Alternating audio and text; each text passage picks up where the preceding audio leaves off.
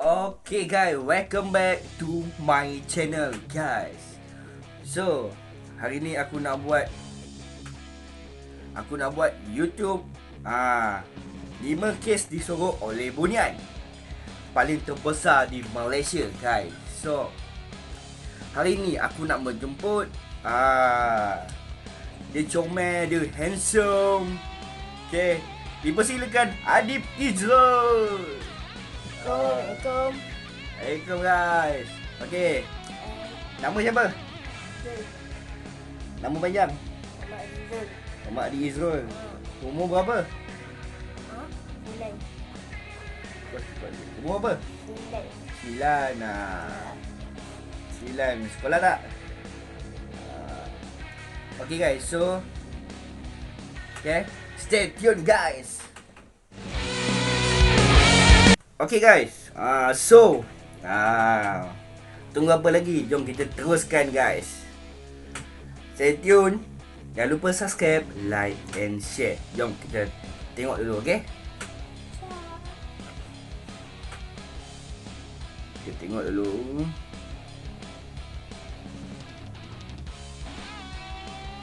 Okay, 1, 2, 3. Let's go.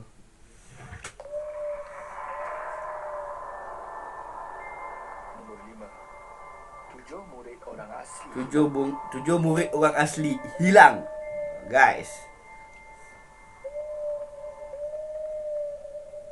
Seterusnya, 7 murid orang asli Temia dikuatiri hilang di dalam hutan berhampiran Pos Tohoi, Gua Musang, Kelantan sejak 4 hari lalu. Mereka terdiri daripada 6 murid perempuan dan seorang murid lelaki. Kisahnya bermula pada 22 Ogos 2015 apabila murid-murid asrama Sekolah Kebangsaan Tohoi, Gua Musang, Kelantan keluar untuk Dari Kelantan guys, Gua Musang. Kau jauh tu, seram tu. Okay, tengok video. Diteruskan. mandi di sungai tanpa kebenaran dan telah diketahui oleh warden asrama. Ini menyebabkan mereka akan dikenakan hukuman oleh warden. Namun lain pula penerimaan kepada 23 orang pelajar yang bertindak untuk melarikan diri dari asrama ke kampung akibat takut didenda. Menjadi tanggungjawab warden untuk mencari pelajar yang hilang dari asrama. Mereka kemudiannya menemukan 16 pelajar di satu lokasi pada jam 6 petang manakala 7 lagi pelajar belum ditemui. 7 Pencarian 7 murid orang asli dari 7 lagi pelajar belum ditemui guys. Jom, let's go. Buku Temial diteruskan dari kawasan sekolah serta berjumpa dengan ibu bapa murid-murid berkenaan di Kampung Penat dan Kampung Gawing. Namun, kesemua 7 murid tidak diketemui di kampung tersebut. Menurut Ketua Polis Kelantan ketika itu, seramai 350 anggota daripada pelbagai agensi keselamatan dan 350 anggota guys. berkenaan. Kisah yang sangat memilukan selepas hampir 50 hari hilang di hutan, pada 7 Oktober 2015, pasukan SAR telah menemukan jawapannya. 2 mayat dalam keadaan reput yang ditemui disahkan milik Sasa Sobri berumur 8 tahun dan Ika Ayel 9 tahun berada 500 meter dari Pos Tohoi. 3 rangka turut ditemukan telah dikenal pasti milik Linda Rosli 8 tahun, Haikal Yaakob 8 tahun dan Juvina David 7 tahun. Namun hanya 2 murid yang terselamat iaitu Mirsudia Aluj 11 tahun dan Norin Yaakob 10 tahun. Norin merupakan kakak kepada Haikal Yaakob yang telah meninggal dunia sewaktu kehilangannya. Mirsudia dan Norin ditemui di celah akar pokok dalam keadaan tidak bermaya akibat kelaparan dan dehidrasi di tebing sungai Perias hutan tersebut. Norin yang trauma ketika itu menceritakan bahawa dia masih terbayangkan dan akan bermimpi tentang Ika dan Juvina serta adiknya yang menghembuskan nafas terakhir di depan matanya ketika di hutan. Kesemua mangsa adalah rakan karib dan tinggal sekampung. Menurut salah seorang rakan mangsa iaitu Isha, sebenarnya 7 murid yang hilang tersebut tidak terlibat mandi di sungai sehari sebelum kejadian. Setelah peristiwa tragis ini, 2 mangsa yang terselamat telah berpindah di sekolah lain akibat trauma.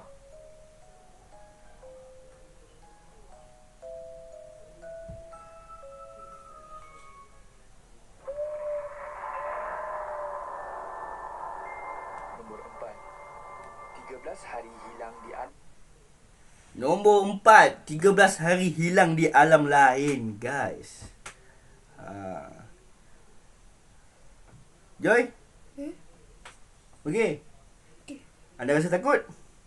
Kita teruskan. Tengah berbual. Berdada. Berdebar-debar. Kita tengok tu,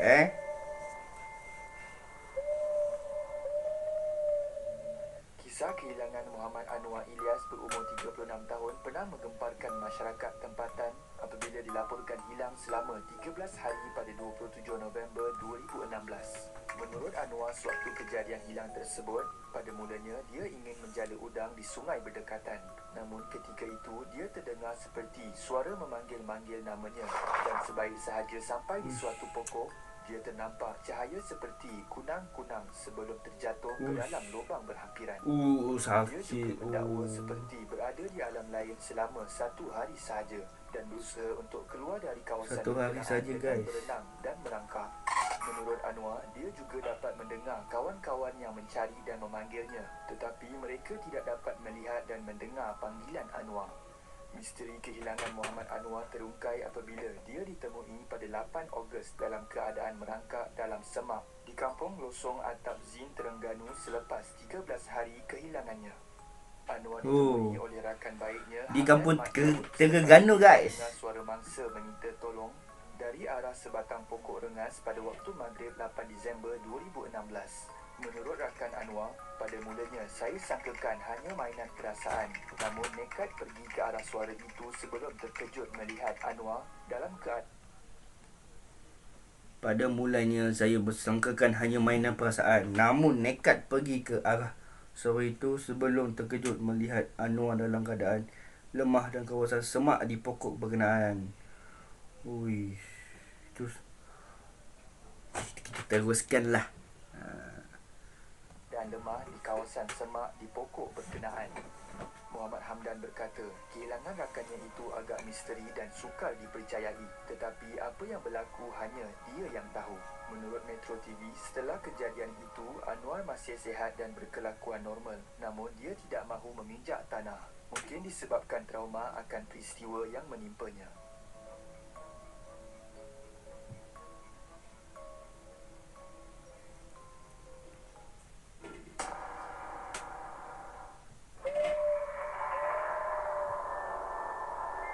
Nombor 3. Yang ketiga, guys. Seminggu di Bukit Broga.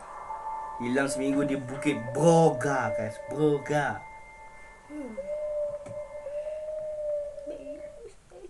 Misi mencari dan menyelamat Muhammad Azharul Mukris Abdul Rahman, 21 tahun yang dilaporkan ketika hilang mendaki Bukit Broga Semenyih Ahad lalu berakhir apabila dia berjaya ditemui dalam keadaan selamat. Pada 22 Januari 2017, Muhammad Azharul Mukris Abdul Rahman berasal dari Kedah dan merupakan bekas pelajar pondok Darul Taqwa Arau Perlis Pelajar pondok dalam 7 Darul hari Arau hilang di Bukit Broga, Selangor. Ketika kejadian, dia berumur 20 tahun dan telah dilaporkan 20 tahun kan umur dia, guys. di Bukit Broga Semenyih. Bukit Broga bersama Semenyih. 5 rakannya sekitar jam 6.30 hingga 6.30 hingga 7 malam, guys. Maafkan Azharul yang hilang selama Hilang selama seminggu. Hui. Takut. Tak tidur malam lah ini. seminggu ketika mendaki tidak membawa makanan ataupun sebarang kelengkapan lain. Azharul mendakwa dia telah disorokkan ke alam jin oleh puteri bunian seperti yang diceritakan di motif viral. Puncak lah kali. Saya nampak budak, saya ikut dia. Nampak budak? Kenapa awak ikut budak tu? Dan saya masa tu saya tak nampak habis dah, saya dah kena pekau dah. Sebelum kehilangannya, iaitu ketika di Bukit Broga, dia ternampak budak kecil memanggil-manggilnya dan menunjukkan arah jalan. Ketika itu, dia berasa seolah-olah seperti dipukau dan hanya mengikuti jejak seorang budak kecil berpurdah yang menggelarkan dirinya sebagai bunian. Bunian itu kemudian membawa Azharul kepada keluarganya yang kesemuanya berjubah dan berpurdah serba putih masuk ke dalam sebuah gua yang berpasir Jubah. dan sangat luas. Dan di hadapan gua itu pula merupakan sempadan ke alam perkampungan Bunian. Sepanjang berada di dalam gua bersama keluarga tersebut, Azharul akan dikejutkan untuk bangun pagi dan solat serta membaca Al-Quran setiap masa. Semua bunian yang berada di gua tersebut sentiasa beribadat dan setiap hari juga Azharul ditanya dengan salah seorang puteri bunian sama ada sudi mengahwininya. Namun ketika Uish. Sedap ni. Tu mata ke? itu, Azharul masih ingat akan ibu dan keluarganya dan ingin terus pulang. Apa yang membuatkan Azharul boleh kembali semula ke dunia sebenar adalah pada hari ketujuh terdapat seekor ular yang jatuh ke atas badannya dan berkata, ikut cahaya matahari naik dan insya-Allah dirimu akan selamat. Apa yang pelik tentang kehilangan Azharul ini adalah lokasi Bukit Broga itu merupakan antara tempat tumpuan ramai. Namun masih boleh terjadi kejadian seperti ini. Ibunya Puan Rohana serta ayahnya Abdul Rahman Saad nekat mencarinya berkali-kali mendaki Bukit Broga kerana yakin dan bermimpi anaknya masih selamat ketika kehilangannya.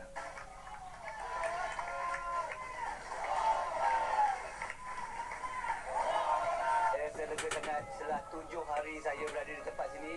Sehingga sekarang saya lega sangat, alhamdulillah, mangsa dalam dijumpai oleh orang awam di sini. Ramai juga pernah sesat di Bukit Broga, antaranya peristiwa 10 remaja yang hilang 10 remaja hilang di Bukit Broga ditemui. Terima kasih semua yang bertanggungjawab. Okey. Teruskan video dan telah ditemui pada tahun 2014. Remaja hilang di Bukit Broga di dalam Okey Joy. Apa ni Joy? Nombor 2. 3 beradik disorok bunian pada Cakaplah nombor 2. Baca.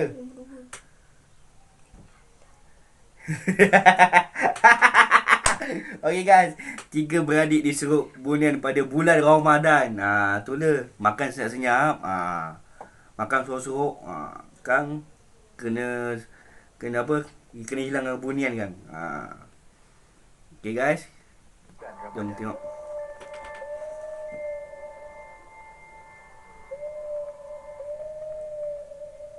Pada 6 November 2004, terdapat kisah yang menakjubkan apabila 3 beradik yang baru setahun jagung iaitu Saharudin berumur 6 tahun, Budin 5 tahun, dan Mariam 3 tahun guys. akan hilang pada bulan Ramadan ketika Bulan Ramadan hilang. getah berhampiran rumah mereka di Felka Mambang Seberang, Kampung Paloh Hinai, Pekan Apa Pahang. yang misteri tentang kehilangan 3 beradik ini sehinggakan pihak polis juga sukar mentafsirkan apa sebenarnya yang berlaku kerana mereka berada tidak jauh dari bapa sebelum hilang secara tiba-tiba.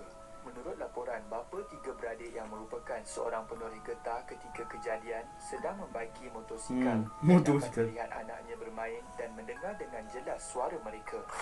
Lebih 130 orang terlibat 130 orang, guys. menyelamat. Operasi besar-besaran telah dilancarkan yang melibatkan banyak pihak sehingga terpaksa meredah denai hutan. Pada hari kelima, pasukan menyelamat menjumpai baju T dan selipar milik Mariam. 15 minit berikutnya, 3 beradik ditemui dalam keadaan tidak berbaju dengan badan dipenuhi gigitan serangga di kawasan yang agak tinggi seperti sebuah pulau kecil berhampiran Kampung Tanjung Cempaka dengan jarak 6 km 6 km tempat bermain guys. Kampung Tanjung tempat. Pasukan penyelamat gagal mendapat sebarang petunjuk sebelum itu walaupun dengan bantuan anjing pengesan dan telah melalui 5 hingga 6 kali kawasan berkenaan. Menurut kisah 3 beradik itu yang pernah disiarkan dalam majalah Mastika, ketika mereka leka bermain dan telah berada jauh lebih 1 kilometer dari pondok yang dibina bapanya, mereka terserempak dengan berbadan sasa Ni ya serta panjang membawa seekor haiwan tunggangan hitam. 3 yang tu yang tu kan, yang tu nya viral guys. Yang tu nya viral sekarang. Nak pergi hutan tu berhati-hati je. Tak kira lah kau nak tembak binatang apa pun, berhati-hati. Jangan salah langkah. Nanti kena padahnya. beradik itu diarahkan untuk duduk di belakang Dan haiwan muka. tersebut lalu dibawanya bersiar-siar ke kawasan kebun dan hutan. Kemudian haiwan tersebut berenang sampai ke sebuah pulau yang dipenuhi belukar dan mereka diturunkan di situ. Menjelang senja, mereka didatangi seorang nenek berkain Ui, batik nenek dan tunjuk aku. menunjuk mereka supaya jangan menangis. 3 beradik itu dijamu dengan buah-buahan dan mereka kemudian tidur di atas busur. Begitulah setiap hari selepas senja, mereka akan didatangi nenek yang membawa buah-buahan. Namun nenek itu akan hilang apabila siang menjelma. Itulah peristiwa sebenar yang diceritakan oleh 3 beradik yang disorok itu. Kes kehilangan 3 beradik ini tentunya menjadi misteri kerana bagaimana 3 beradik itu boleh sampai ke pulau yang jauhnya 6 km dari Di tempat tempat mereka mereka bermain. dan boleh melepasi parit sempadan ladang yang Hmm. sedalam 5 kaki dan 12 kaki lebar. 12 kaki lebar, Menunjukkan guys. Apa yang diceritakan oleh mereka benar-benar berlaku. Walau bagaimanapun, mereka sangat bersyukur dapat bertemu semula menjelang Syawal pada tahun itu. Guys, jangan lupa like, komen dan subscribe guys. Jom tengok balik. Okey, baik. Nombor 1. Nombor 1 guys, Hasan Ayat hilang hingga kini. Wah. Seram. Seram guys. Okey, stay tune.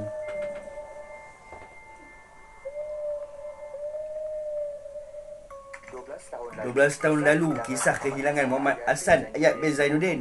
Telah menggemparkan Malaysia. Hasan berumur 28 tahun merupakan anak kedua dari 5 beradik dan menetap di rumah keluarganya di Kelana Jaya, Selangor. Hasan mendapat pendidikan menengah di SMK Sultan Abdul Samad dan melanjutkan pengajian di UiTM Dungun, Terengganu. Kemudian bekerja di RHB Bank, Cawangan, Bangi. RHB Hasan Bank. bertaraf bujang dan aktif menyertai ekspedisi mendaki gunung di dalam dan luar negara. Kini telah 12 tahun berlalu tentang misteri kehilangannya di Gunung Yongyap. Kisahnya bermula pada awal pagi 14 Februari 2008. Hasan dan 13 rakan termasuk seorang juru malim telah memulakan ekspedisi 2 hari 1 malam mendaki Gunung Yongyap melalui kampung Sungai Rengel Lodging. Dalam kumpulan ekspedisi Hasan disertai Alex, Gate dan Topet. Menurut Gate yang sentiasa bersama Hasan sepanjang menuju ke puncak gunung, Hasan tertinggal cermin mata namun penglihatannya jelas pada waktu siang. Okey, macam tadi kau cakap Hasan dia rabun kan? Ya. Dia pakai spek sebenarnya kan? Kalau ikutkan di beg, memang dia pakai spek beg. Tapi Pada trip ni spek dia tertinggal. Dalam beg Hasan hanya terdapat air mineral 500 ml, tisu basah, nasi goreng, Nasi goreng, coki-coki, coki-coki, KitKat dan sekotak KitKat. rokok. Selepas melepasi kawasan balak Game balak dan pecah, sampai guys, di kawasan dekat. di sinilah mereka Oi. berhenti sekejap. Hasan meninggalkan botol air mineralnya yang kosong di situ untuk diambilnya sewaktu turun nanti. Pendakian diteruskan dan semua pendaki telah selamat sampai ke puncak Gunung Yongyap pada pukul 11.35 pagi. Semua pendaki dibahagikan kepada 3 kumpulan sewaktu turun dari puncak. Lokasi terakhir Hasan dilihat Jadual turun dari puncak Yongyap. So kumpulan ketiga Syam macam Stelok, Apek, Syam Pitam, Topek. Kumpulan kedua Gate, Alex, Ansem, Mia, Su, Hairi, Hasan. Kumpulan pertama Ujang, Abang Ajib, Stone. Wish. Ni yang berdaki nama-nama yang berdaki ke gunung adalah di kawasan berlumur tebing tinggi dan sebelum Simpang Bubu. Ia disahkan oleh Gate yang telah sampai di Simpang Bubu dan kemudian Asal? di kawasan kayu. Berpelau-pelau. Dia nampak botol air mineral kepunyaan Hasan masih di tempat asal semasa ia ditinggalkan. Tanpa berfikir panjang, Gate teruskan perjalanan turun. Dia hanya gambarkan bahawa Hasan ada di hadapannya. Kumpulan pertama dan kedua yang telah sampai di Kem Agas iaitu tempat semua berkumpul, masing-masing bertanyakan tentang Hasan yang disangkakan telah sampai, namun kelibat Hasan masih tidak muncul juga dalam kumpulan ketiga. Dan dari sini mulalah pencarian Hasan. Walau bagaimanapun, usaha pencarian yang meliputi kawasan seluas 100 km persegi hanya menjumpai petunjuk kewujudan Hasan seperti bekas tapak kasut, kesan tumbuhan yang cuba dimakan dan kawasannya bermalam. Rakan-rakan yang mencari Hasan turut meninggalkan makanan, lilin, mancis dan pesanan di beberapa lokasi seperti kem Hasan dan kem-kem lain dengan harapan ia dapat membantunya. Misi pencarian Hasan terpaksa ditamatkan setelah 40 hari atas arahan pihak berkuasa kerana ketiadaan bukti baru tentang keberadaan Hasan. Namun, pasukan pendaki dibenarkan meneruskan pencarian atas usaha dan risiko sendiri. Ekspedisi mencari Hasan kemudian diteruskan setiap tahun selama 4 tahun berturut-turut. Selama 4 tahun, guys. Asal ekspedisi Selama yang 4 tahun pernah mencari Hasan. Menurut rakannya, Hasan seorang yang berjiwa seni, peramah dan baik hati. Walaupun berada di dalam hutan, dia tidak lalai untuk menunaikan solat. Selepas 2 tahun kehilangan Hasan, sijil kematian telah dikeluarkan pada keluarganya Sijil kematian. Oh, mayat. pada tahun 2011. Sampai sini saja video aku hari ni. Okay, kalau video ni best, yang adik hijau kita, kalau video ni best, jangan lupa Like, subscribe. like, dan subscribe. Jangan lupa like, subscribe and share, guys. So, okay, jangan lupa komen di bawah. Kalau video ni best, komen best. Kalau tak best, cakap je tak best. Okay, sampai sini saja video kami pada hari ini. Okay, Assalamualaikum warahmatullahi wabarakatuh.